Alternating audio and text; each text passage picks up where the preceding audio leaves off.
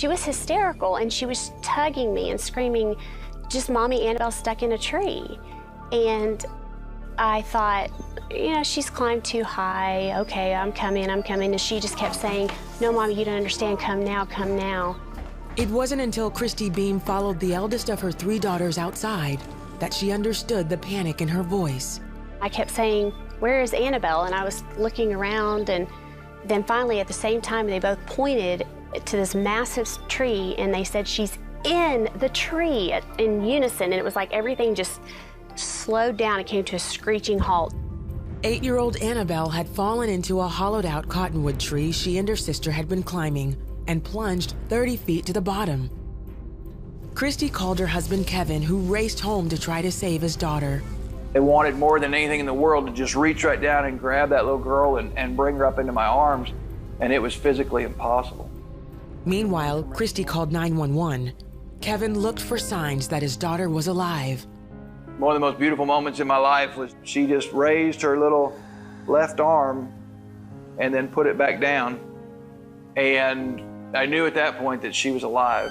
The volunteer fire department arrived and quickly assessed the situation.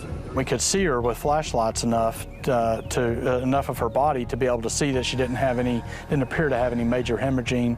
Still, the rescue would take time and extreme caution. Because of the dynamic of the tree, because the tree was rotten, we didn't want to risk cutting anything out because we were afraid things would start falling in on her. As the family looked on, there was only one thing they could do. I just started praying, really just crying out, God, please be with her. God, please help her. God, please let her be okay. And then I texted my dad, and I texted Kevin's mom, and I said, pray. Inside the tree, Annabelle was in and out of consciousness as she attempted to climb out. I remember seeing this little thing that stuck out, like jutted out of the tree. It was kind of like a little step stool, and the whole entire time I tried to get up to that.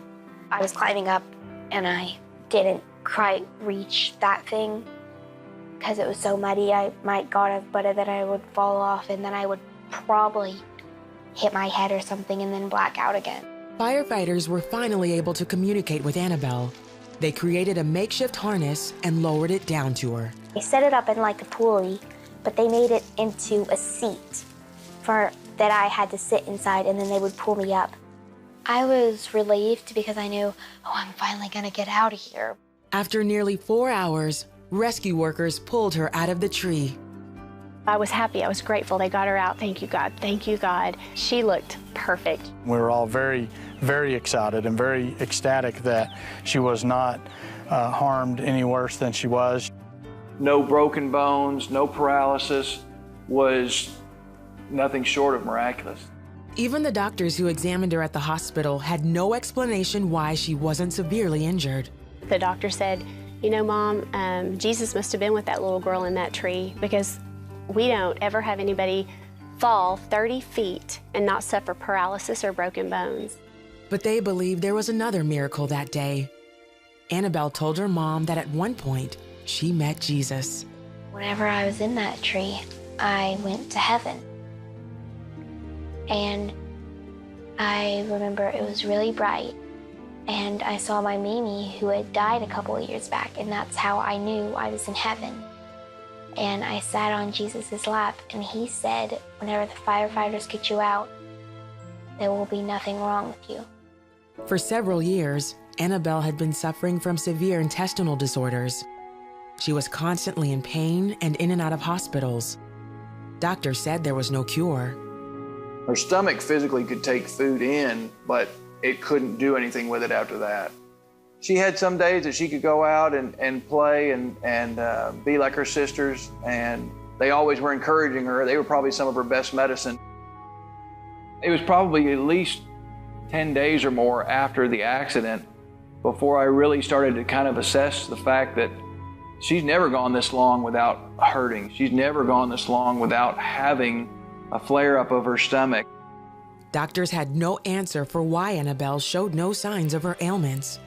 They started slowly taking her off medications. We dropped one medication after another away, and Annabelle ended up she's on 0 medications today. She doesn't go to a specialist anymore. She doesn't go to doctors for medication anymore. She's been released. Today, Annabelle is eating well and very active.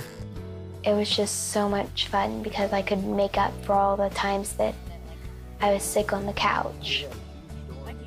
The Beams have learned from their experience that God is always there. They tell the story of Annabelle's journey in the book, Miracles from Heaven. He's powerful and he's amazing and he's big, but he's also so tender and so intimate that he knew Annabelle so well, and he loved her so much that he gave her back. I just hope that people who are going through what I did or any hard time of struggling keep faith in God and realize that he's not just forgetting about you, and he really does know about you, and he really does care, and he has a plan, and you have to keep faith in him.